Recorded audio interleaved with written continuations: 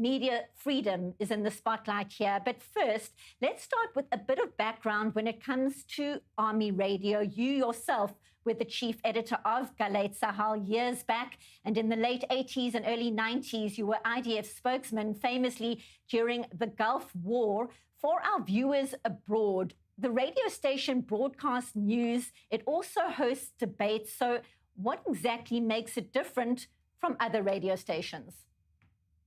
It represents, I would say, the Israeli spirit. Somehow, it's a mix of civilian and military affairs, all of them under the name Galei Tzahal. The composition of soldiers during the military service plus civilians created one of the best media outlets in Israel for over 70 years, 75 years actually. It was actually established by Ben-Gurion in 1950.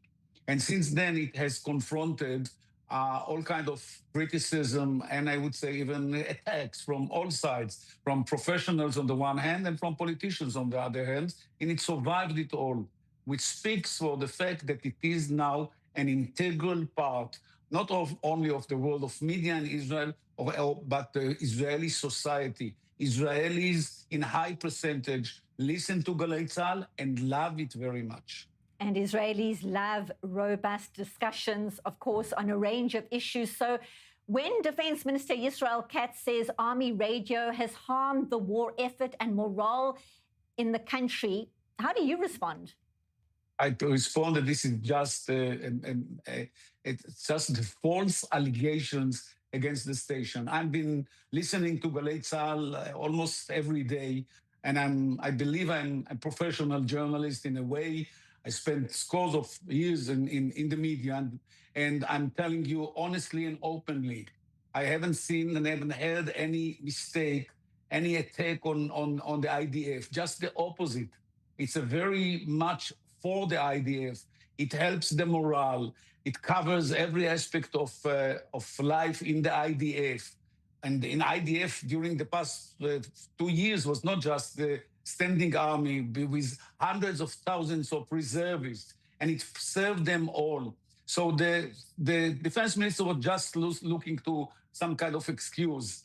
The very truth is that this is a political decision by the defense minister to appease some of his political supporters. And I believe very much that the Israeli public as a whole, both those who like the station or maybe dislike him, will stand together. Because when we talk about Israeli democracy, we talk about freedom of expression. And Galei Tzahal is one of the manifestation of freedom of expression in the state of Israel. And such an important part of any democratic country. Talking about the reaction, Yair Golan, the chairman of the Democrats Party, says Netanyahu is trying to silence media outlets that talk about a state commission of inquiry and the money from Qatar.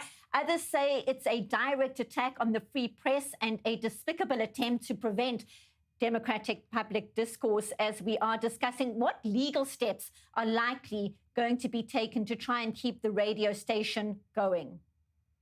Well, first of all, I would say that also the Israeli public authority, the Ta'agid, is also under attack in the same context, because the policy to shut down free press in Israel includes Galei Tzahal and the Ta'agid, and many other, maybe other news outlets and media outlets in the near future. It's part of a strategy. It's not just one step and all. There's one step after the other.